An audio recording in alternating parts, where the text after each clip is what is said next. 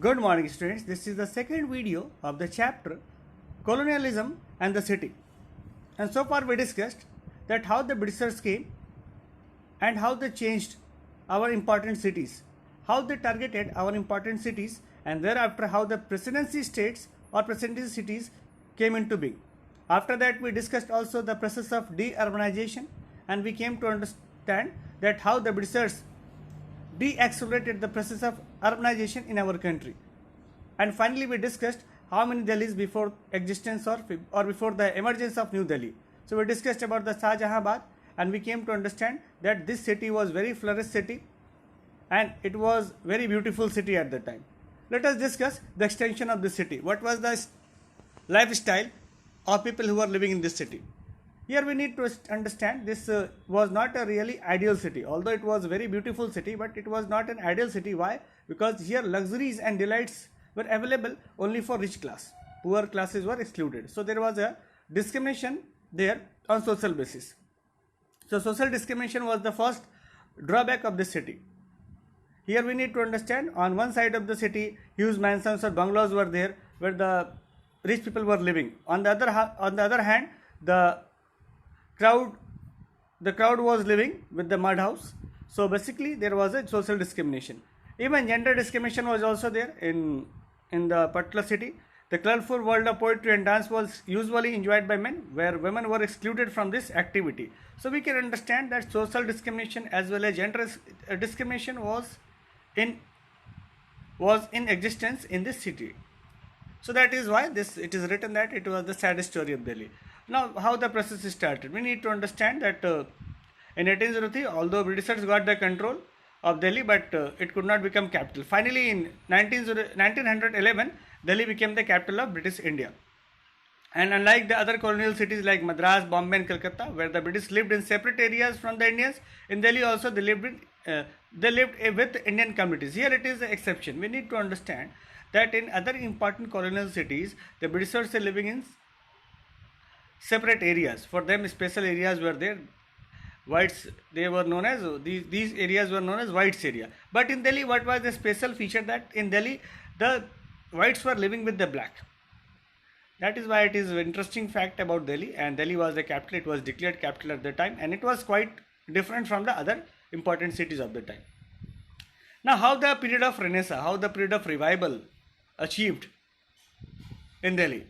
We need to understand that Delhi was very important city at that time, and finally it became capital also in 1911 under British period.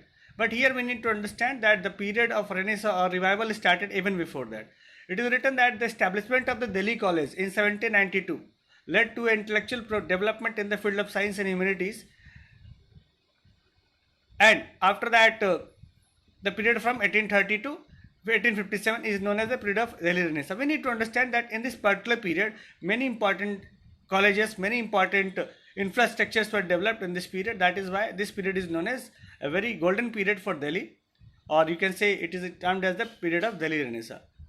We need to understand revival or Renaissance. Okay. Now, what was the condition after 1857? So we have understood, we have discussed that from 1830 to 47, it was the golden period for Delhi. Now, what happened exactly after 1857? What was the condition?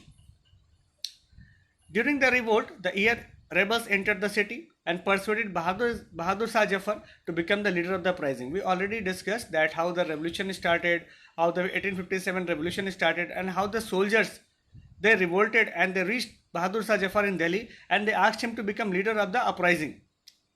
After that, Delhi became the important center of 1857 revolt, and we all know that finally Bahadur Shah Jafar was captured by the Britishers and he was exiled to Burma.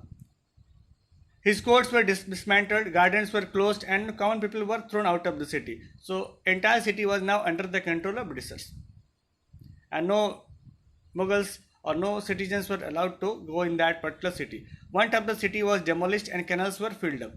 Prayers did not happen in Jama Masjid for 5 years. We need to understand that all the entire things were now under the control of Britishers after 1857, and Britishers were not going to allow anyone to become the stream or become the part of the Delhi at that time.